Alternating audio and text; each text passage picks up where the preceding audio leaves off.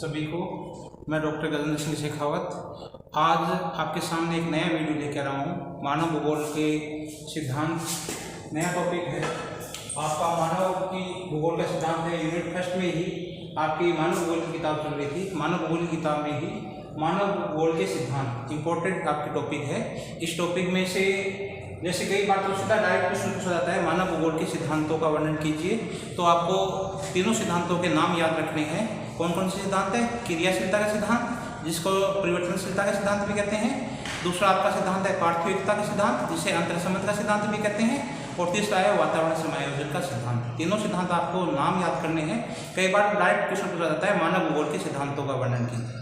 और कई बार क्या है कि आपको किसी एक सिद्धांत के बारे में प्रश्न पूछ सकते हैं कि क्रियाशीलता का सिद्धांत क्या है, वातावरण समायोजन का सिद्धांत क्या है, पार्थिविकता का सिद्धांत क्या है। तो अपन प्रत्येक वीडियो में आपके वीडियो में है उसमें एक एक सिद्धांतों का अपन वर्णन करेंगे, आपको समझाएंगे, बताएंगे। आप लोग पहले आपका जो है उसमें मानव भूगोल है। इस मानव भूगोल में प्राकृतिक कारकों का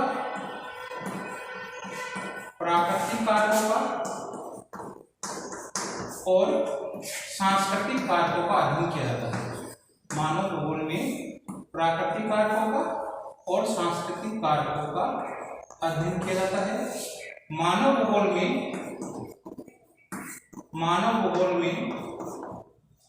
मानव होता है उसका केंद्रीय बिंदु है। मानव भूगोल में मानव केंद्रीय बिंदु है। क्या है? केंद्रीय बिंदु है। मानव एक सक्रिय भौगोलिक कारक है।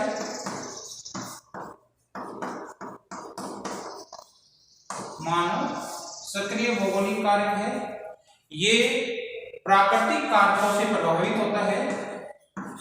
प्राकृतिक कारकों से प्रभावित होता है तथा प्राकृतिक कारकों से प्रभावित होकर सांस्कृतिक कारकों का निर्माण करता है। सांस्कृतिक कारकों का निर्माण करता है तथा इन सांस्कृतिक कारकों के आधार पर वातावरण के साथ समायोजन स्थापित करता है। वातावरण से समायोजन स्थापित करता है। इसी समायोजन के आधार पर मानव भूगोल में तीन सिद्धांतों का अध्ययन किया जाता है, जिसमें आपका पहला सिद्धांत है क्रियाशीलता का सिद्धांत या परिवर्तनशीलता का सिद्धांत। दूसरा आपका है पार्थिविकता का सिद्धांत, जिसे अंतर्संबंध का सिद्धांत भी कहते हैं। तीसरा आपका है वातावरण समायोजन का सिद्धांत। ये तीन आपके सिद्धांत हैं मुख्य। आपका पहला सिद्धांत है क्रियाशीलता का सिद्धांत या परिवर्तनशीलता का सिद्धांत। मनुष्य के चारों ओर विद्यमान जो भी भौतिक कारक हैं, भौतिक कारक और सांस्कृतिक कारकों में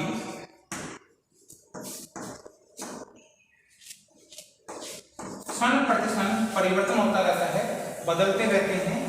सभी कारक परिवर्तनशील हैं। प्रत्येक क्षण प्रतिक्षण इनमें सांस्कृतिक और भौतिक कारकों में परिवर्तन होता रहता है। स्वयं पृथ्वी अपनी है वो भी परिवर्तनशील है और विभिन्न प्रकार के जो भी वातावरण के कारक हैं जैसे तापमान है, जलवायु है, इन सब में भी परिवर्तन होता रहता है। पृथ्वी के ऊपर जितनी भी चाहे प्राकृतिक तत्व हैं चाहे सांस्कृतिक तत्व है, उनमें क्षण प्रतिक्षण बदलाव होता रहता है, परिवर्तन होता रहता है। ये सिद्धांत कहलाता है आपका परिवर्तनशीलता का सिद्धांत या क्रियाशीलता का सिद्धांत। हर वस्तु क्रियाशील है, हर वस्तु में परिवर्तन हो रहा है, चाहे वस्तु आपकी सजीव हो निर्जीव हो, हर वस्तु में क्या है क्षण प्रतिक्षण है वो परिवर्तन हो रहा है। वस्तु चाहे जड़ हो चेतन हो, जड़ चेतन सजीव निर्जीव, सभी वस्तुओं में क्षण प्रतिक्षण परिवर्तन होता रहता है। मनुष्य स्वयं पृथ्वी और सांस्कृतिक कारकों में समय अनुसार परिवर्तन होता रहता है, बदलते रहते हैं। इसी बदलते ही रहते हैं ये सिद्धांत आपका कहलाता है क्रियाशीलता का सिद्धांत या परिवर्तनशीलता का सिद्धांत। इस क्रियाशीलता के सिद्धांत को सबसे पहले भूगोलवेत्ता हुए जीन ब्रूस, इन्होंने भी क्रियाशीलता का सिद्धांत दिया था। अभी फर्स्ट ईयर के एग्जाम में भी क्वेश्चन सीधा से प्रश्न पूछा था कि क्रियाशीलता का सिद्धांत निम्नलिखित में से किस भूगोलवेत्ता ने दिया था। कौन सा सिद्धांत है? क्रियाशीलता का सिद्धांत। किसने दिया था? भूगोलवेताओं के नाम लिखे हुए थे, उसमें आपका सिद्धांत था जीन्स ब्रूनस। जीन्स ब्रूनस क्या कहते हैं कि मनुष्य से संबंधित प्रत्येक वस्तुएं परिवर्तित हो रही है। प्रत्येक वस्तु या तो बढ़ रही है या घट रही है। संसार में ऐसी कोई भी वस्तु नहीं है जो आपकी क्या है, वास्तव में कुछ भी गति रहित हो या परिवर्तन रहित हो। ऐसी कोई भी वस्तु नहीं है जिसमें परिवर्तन नहीं हो रहा है, उसमें गति नहीं हो रही हो। प्रत्येक वस्तु क्या हो रही है? परिवर्तित हो रही है। उसमें या तो वो वस्तु बढ़ रही है या तो क्या है, वस्तु बढ़ रही है या घट रही है। वास्तव में इसी संसार में कोई वस्तु नहीं है जिसमें गति रहित हो, जो वस्तु गति रहित हो या परिवर्तन रहित हो। इसके बाद में ये जो आपका क्रियाशीलता का सिद्धांत है, इसको निम्नलिखित अपन 3 पॉइंटों में इसका अध्ययन करते हैं। पहला आपका है भौतिक शक्तियां। भौतिक शक्तियों में अपने 4 भागों में इसको बांटा है। पहला आपका पृथ्वी के ग्रहीय संबंध, दूसरा है पृथ्वी की आंतरिक शक्तियां, तीसरा आपका सौर शक्ति और चतुर्थ आपका है गुरुत्वाकर्षण बल। ऐसे ही आपका दूसरा पॉइंट है जैविक शक्तियां और तीसरा है मानव शक्तियां। इसमें आपका जो पहला पॉइंट है पृथ्वी के ग्रहीय संबंध। पृथ्वी के ग्रहीय संबंध में पृथ्वी के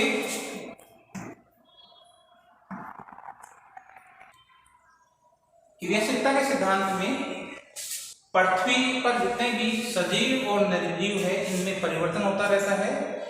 परिवर्तन में आपके समय के अनुसार बदलाव होता रहता है। ये बदलाव आपका चाहे फसल हो, चाहे जीव जंतु हो, इनमें 3 प्रकार की प्रक्रिया उत्पत्ति होती है, सबकी विकास होता है और लास्ट में समाप्त हो जाते हैं। समाप्त हो जाते हैं। ये प्रक्रिया हमेशा चलती रहती है। फसल की उत्पत्ति होती है, विकास होता है और लास्ट में समाप्त हो जाते हैं। जीव जंतु जितने भी हैं, सबकी उत्पत्ति होती है, उनका विकास होता है और लास्ट में समाप्त हो जाते हैं।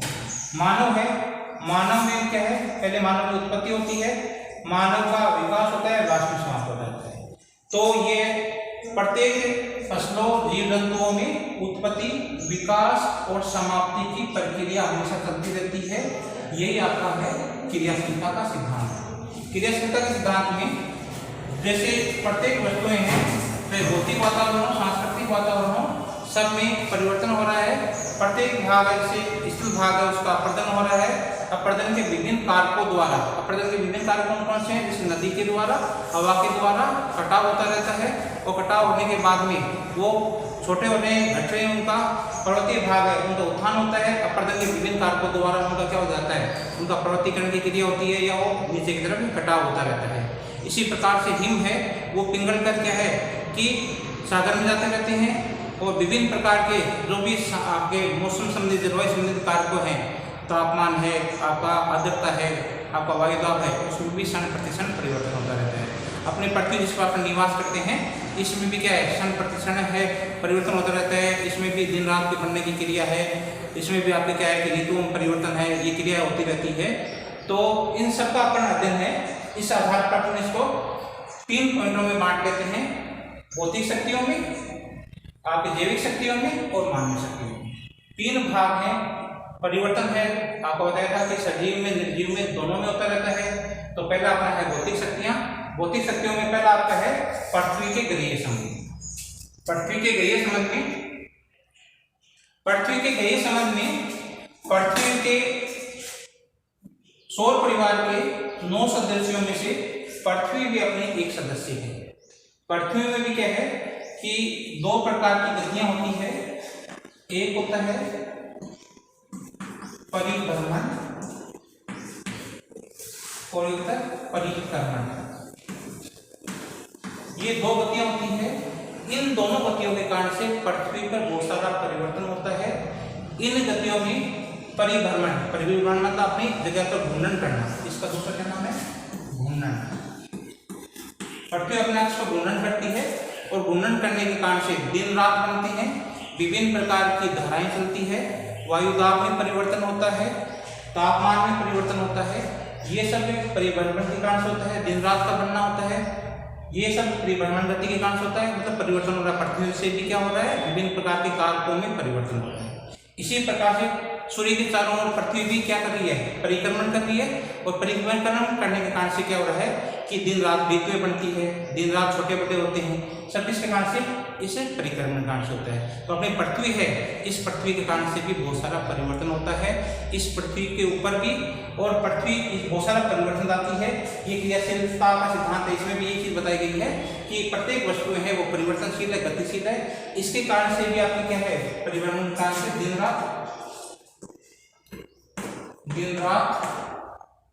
वायुदाब में परिवर्तन,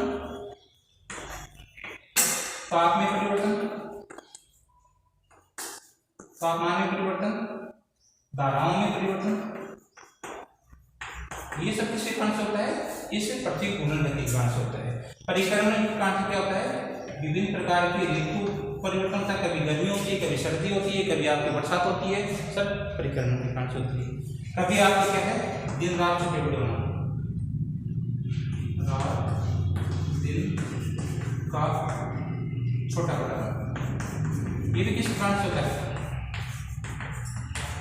इसी परिक्रमण गति का। तो पृथ्वी में परिवर्तन लाती है। दूसरा अपना पॉइंट है पृथ्वी की आंतरिक शक्तियां। पृथ्वी की आंतरिक शक्तियों में, पृथ्वी के आंतरिक भाग में दो प्रकार की शक्तियां कार्य करती है। एक शक्ति का नाम है आपका है महादेश जनक बल।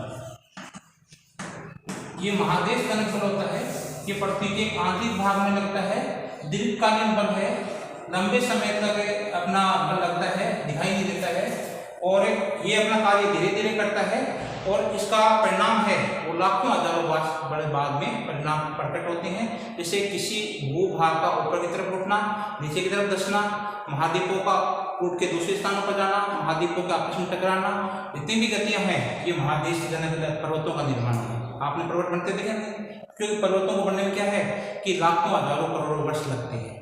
तो ये बल कौन सा काम कर रहा है, आंतरिक बल कार्य कर रहा है। आंतरिक बल कौन सा है, महादेश बल। इसके परिणाम लाखों करोड़ों वर्ष बाद में परिवर्तित होता है। लेकिन क्या हो रहा है, परिवर्तन हो रहा है। परिवर्तन क्या है, लाखों हजार वर्ष बाद में हो रहा है, लेकिन किसमें हो रहा है कि इसे पृथ्वी के ऊपर परिवर्तन हो रहा है, पर्वतों का बनना। इसमें क्या किया गया, पर्वत बनना, पर्वतों का निर्माण,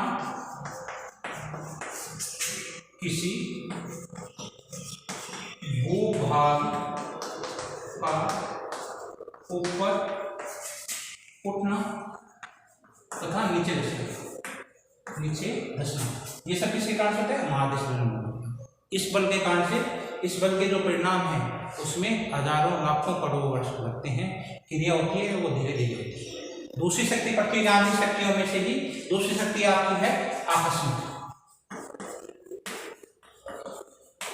इसमें कुछ ही क्षण में बहुत ज्यादा परिवर्तन हो जाता है, ये शक्ति कहलाती है आकस्मिक शक्ति। आपने भूकंप, ज्वालामुखी का नाम सुना होगा, ये कुछ ही क्षणों में बहुत ज्यादा परिवर्तन कर देती है। इस शक्ति का नाम है आकस्मिक शक्ति। ये 2 नंबर की है आपकी। ये भी पृथ्वी में बहुत सारा परिवर्तन आती है। भूकंप आ जाता है तो पृथ्वी बहुत तहस-नहस हो जाता है, पूरी पृथ्वी के भूभाग है, मकानों का दहना, पुल का दहना, सब आकस्मिक शक्ति के कारण से होती है। इसमें ज्वालामुखी की क्रिया है और भूकंप की क्रिया है, अचानक होती है, शीघ्र परिवर्तन होती है, पृथ्वी के आंतरिक भाग में अचानक प्रकट हो जाती है। इस शक्ति का नाम है आकस्मिक शक्ति। तो आपके समझ में आ गया होगी पृथ्वी के गृह संबंध, पृथ्वी की आंतरिक शक्ति। तीसरा जो आपका इंपॉर्टेंट पॉइंट है इसमें है सौर शक्ति। सौर शक्ति भी पृथ्वी के धरातल पर बहुत सारा परिवर्तन लाती है। इस सौर शक्ति का मतलब है सूर्य से आने वाला प्रकाश। सूर्य के आने वाले प्रकाश के कारण से भी बहुत सारा परिवर्तन होता है। इसमें जो सूर्य के आने वाले प्रकाश से दिन रात बनता है। विभिन्न प्रकार के जैसे वायुदाब है, वायुदाब में भी कम बेसी होता है। जहाँ सूर्य की किरणें और तापमान और जो वायुदाब है उसमें उल्टा संबंध होता है। तापमान जहाँ अधिक होता है वायुदाब वहाँ कम होता है, और जहाँ तापमान कम होता है, ध्रुवों पर कम होता है, वहाँ पर वायुदाब होता है, वो अधिक होता है। तो सूर्य से आने वाला प्रकाश है, ये तापमान, जितने भी कोहरा, आपका जो तुषार हिमपात की क्रिया है, बादल का बनना है, बरसात होनी है, ये सब क्रियाएं क्या है सूर्य के कारण से होती है। इस पृथ्वी पर सबसे ज़्यादा जो परिवर्तन लाता है तो सूर्य से आने वाला प्रकाश है। इसलिए जो सूर्य से आने वाला प्रकाश होने के कारण से सूर्य को क्या करते हैं, इस पृथ्वी पर जितना भी बदलाव होता है, परिवर्तन होता है, उसका मूल कारण या मूल स्रोत को उसको माना जाता है, सूर्य को माना जाता है। सूर्य क्या है, इस पृथ्वी पर जितना बदलाव है उसका नियंत्रण करता माना जाता है और संचालन करता भी किसको माना जाता है, सूर्य को माना जाता है। सूर्य के कारण से बहुत सारा परिवर्तन होता है। आपको बताया मैंने, मौसम में, जलवायु में आपका परिवर्तन होता है, विभिन्न प्रकार के जो भी वायुदाब में परिवर्तन होता है, दिन रात का बनना है। जो सूर्य के भाग सामने आ रहा है पृथ्वी का, वहाँ दिन हो जाता है, पीछे वाले भाग में रात हो जाती है। प्रकाश का प्रभाव पड़ता है, सूर्य के प्रकाश का प्रभाव पड़ता है, इसके कारण से दिन रात बनते हैं। विभिन्न प्रकार की धाराएं होती है, उसमें भी सूर्य का दाब का प्रभाव पड़ता है। जो भी आपके जितने भी वायुदाब है आपका, इन सब में सूर्य, तो इसको ज़्यादा जितने पृथ्वी पर ज़्यादा कार्यक्रम परिवर्तन होने के कारण से सूर्य को जितने भी कार्य है उनका नियंत्रण करता है और संचालन करता भी माना जाता है। तीसरा आपका चौथा पॉइंट आपका है गुरुत्वाकर्षण बल। गुरुत्वाकर्षण बल भी क्या है कि पृथ्वी पर अत्यधिक प्रभाव डालता है। इस गुरुत्वाकर्षण बल के कारण से भी क्या है कि जो वायुदाब है वो क्या, जितने भी ग्रह है वो अपनी संतुलित अवस्था में रहते हैं। प्रत्येक ग्रह क्या है कि एक दूसरे को अपने आकर्षण शक्ति के कारण से एक दूसरे को अपनी तरफ खींचते हैं। आकर्षण शक्ति के कारण से क्या संतुलित अवस्था में रहते हैं और ग्रह में आपस में संतुलन बना रहता है। तो किस बल के कारण से रहता है? गुरुत्वाकर्षण बल के कारण से रहता है। इसी गुरुत्वाकर्षण बल के कारण से ही जो पृथ्वी के आसपास का जो वातावरण है वहाँ वायुदाब होता है वो अधिक मात्रा में मिलता है। और जो वायुमंडल को जो इकट्ठा कर रखा है वो किसके कारण से होता है? सिर्फ गुरुत्वाकर्षण बल। जितने भी गैसें हैं वो किस कारण से जुड़ी हुई है? इससे गुरुत्वाकर्षण बल के कारण से ही पृथ्वी के चारों ओर जो वायुमंडल पाया जाता है वो गुरुत्वाकर्षण है। इसी कारण से जो वायु का भार है या वायु दाब है या वायु भार है पृथ्वी के नीचे वाले भाग में अधिक मात्रा में इस गुरुत्वाकर्षण, क्योंकि अपनी तरफ खींच रही है, इसलिए गुरुत्वाकर्षण बल के कारण से जितना भी वायु दाब है या वायु का भार है वो पृथ्वी के आंतरिक भाग में नीचे की तरफ है वो अधिक मात्रा में है।